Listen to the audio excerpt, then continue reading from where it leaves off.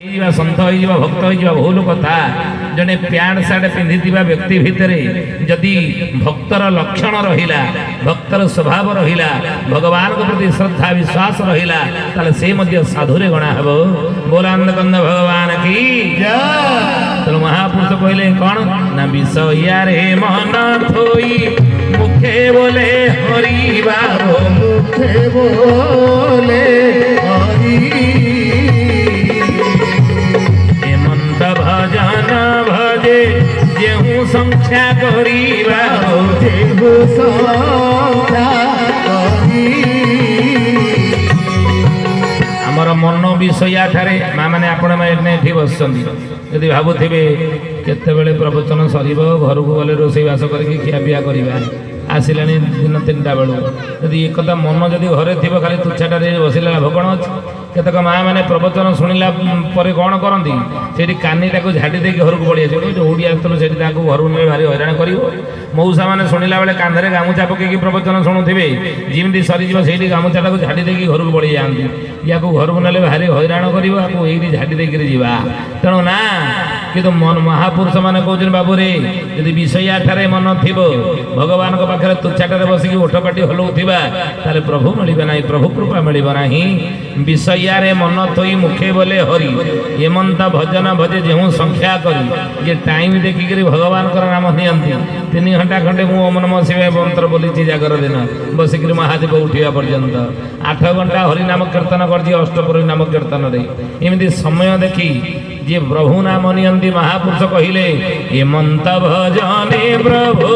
न होती तो साबारो न होती अंतर्गत तारा नहीं विश्वास बाबो नहीं विश्वास ताले प्रभु मिलिबे किमिति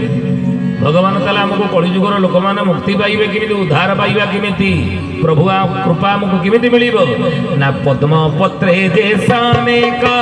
न लागई जाड़ा बाबो न लागई जाड़ा मध्यारे कली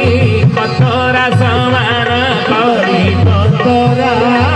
समान कौन घर द्वारा संसार छाड़ देकी जंगल को पड़ेगा स्त्री पिला छुआ छाड़ देकी कौन हिमालय पड़ेगा ना मठर जाकि बाबाजी होगा कौन करवा आम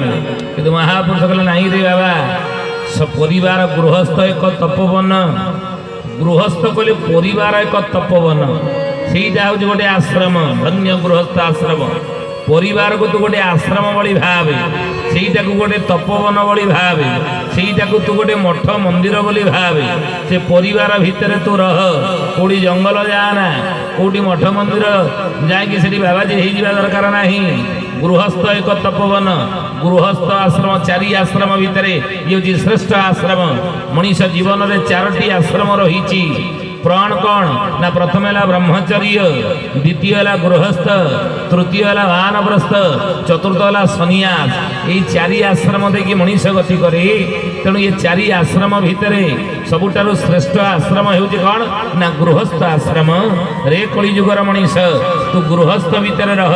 तू परिवार भितर रह तू संसार भितर रह तू स्त्री पिला छुआ मेले रह तू स्वामी शाशु शशुर मेले रह एवं ता भितर रही ताकू गोटे तू अरण्य भावे ताकू गोटे तू तपोवन भली भावे ताकू गोटे मठ मंदिर बोली तू भावे एवं ता भितर तू किमिति रहिबु ना पानी ऊपर डंगा चले तू पानी ऊपर डंगा जिमती चले सेमती रह